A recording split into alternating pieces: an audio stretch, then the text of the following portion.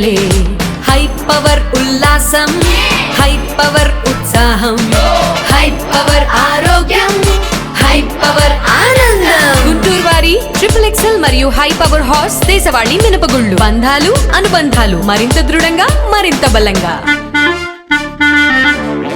జిల్లా పరిషత్లో ప్రజాధనాన్ని విచ్చలవిడిగా దుర్వినియోగం చేస్తున్నారని వైసీపీ జెడ్పీటీసీలు ఆరోపించారు. ఈ మేరకు బృందావన్ గార్డెన్స్ లోని జిల్లా వైసీపీ కార్యాలయంలో శనివారం మీడియాతో మాట్లాడారు. ఒక్కో కారుకి 500 లీటర్ల డీజిల్, కారు రిపేర్లకి 3 లక్షల వరకు ఖర్చు చేస్తున్నారని చెప్పారు. చైర్పర్సన్ క్రిస్టినా ఏకపక్ష నిర్ణయాలు తీసుకుంటూ ప్రజాధనాన్ని దుర్వినియోగం చేస్తుందని తెలిపారు. ఆ నిర్ణయాలకు వ్యతిరేకంగా తాజాగా నిర్వహించిన సర్వసభ్య సమావేశాన్ని బహిష్కరించడం జరిగిందని వారు స్పష్టం చేశారు. చైర్పర్సన్ తీరుని మార్చుకోకుంటే త్వరలో భవిష్యత్తు కార్యాచరణ ప్రకటిస్తామని వారు వెల్లడించారు. జిల్లా ప్రజా పరిషత్ సర్వసభ్య సమావేశం జరిగింది.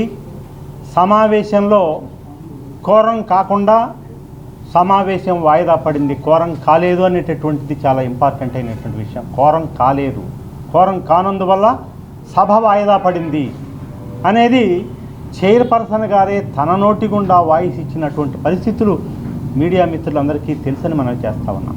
కారణం మేమందరం కూడా చైర్పర్సన్స్ గారితో సహా మేమందరం వైఎస్ఆర్ కాంగ్రెస్ పార్టీ పక్షాన గెలిచి జగన్మోహన్ రెడ్డి గారి ఆశీస్సులతోటి ఆమెని ఆ చైర్లో కూర్చోబెట్టి మేము ఉన్నటువంటి సభ్యులం. జగన్మోహన్ రెడ్డి గారి ఆశీస్సులే కాదు, సభ్యులందరి ఆశీస్సులు కూడా ఆమెకి ఇచ్చినటువంటి సందర్భం మీ అందరికీ తెలుసు. పార్టీని మోసం చేసి మమ్మల్ని అందరినీ కనీసం కూడా చెప్పకుండా పార్టీ ఫిరాయించింది. వారు ఫిరాయించిందే కాకుండా సభ్యులందరికీ ఎలాంటి వర్కులు కూడా, డెవలప్మెంట్ వర్కులు కూడా ఇవ్వకుండా నిర్దాక్షిణ్యంగా ఎంత 5% తీసుకొని అమ్ముకుంటా ఉన్నటువంటి పరిస్థితుల మధ్య మేము దాదాపుగా సంవత్సరాల కాలంగా మేము ఎదురు చూస్తూ ఉన్నాం ఎప్పుడు అవకాశం వస్తుందా అని. మేము ఇండోర్లో కూడా వారితో మాట్లాడాం. అమ్మా, మీ గౌరవ సభ్యులం మేము, మిమ్మల్ని ఆ చైర్లో కూర్చోబెట్టినటువంటి సభ్యులం మేము, మాకు గౌరవాలు దక్కటం లేదు, మా విలువలు హననం చేస్తూ ఉన్నారు, మమ్మల్ని గౌరవించండి, మాకు డెవలప్మెంట్ నిధులు ఇవ్వమని అడిగినా సరే ఎలాంటి పరిస్థితులు ఖాతర చేసి బుల్డోజ్ చేసి ఏకపక్షంగా ముందస్తు అనుమతులు ఇచ్చేసి వర్కులు చేసుకోకుండా ఆవిడే శాంక్షన్స్ ఇచ్చేస్తారు. అసలు వాస్తవాన్ని ఆలోచించండి. మీ అందరూ కూడా మీడియా మిత్రులు ఉన్నారు, మేధావులందరినీ కూడా అడుగుతా ఉన్నా. పంచాయతీరాజ్ వ్యవస్థలో ఎక్కడైనా సరే ముందస్తు అనుమతులు అనేది ఎక్కడా ఇచ్చిన సందర్భాలు దాఖలాలు ఉండవు.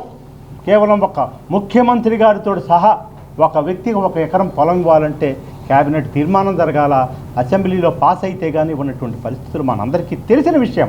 కానీ ఇక్కడ అలాంటి పరిస్థితుల మొత్తాన్ని బుల్డోజ్ చేసి ముందస్తుగానే అనుమతులు ఇచ్చేసి పర్సెంటేజీలు తీసుకుని దొబ్బుకుంటా ఉన్నటువంటి పరిస్థితులు ఇవాళ మా అందరికీ కాదు, లోకానికి కూడా తెలుసనే విషయాన్ని మనం చేస్తూ ఉన్నాం. ఒక సభ్యుడి అనుమతి ఉండదు, ఒక సభ్యుడికి గౌరవం ఉండదు.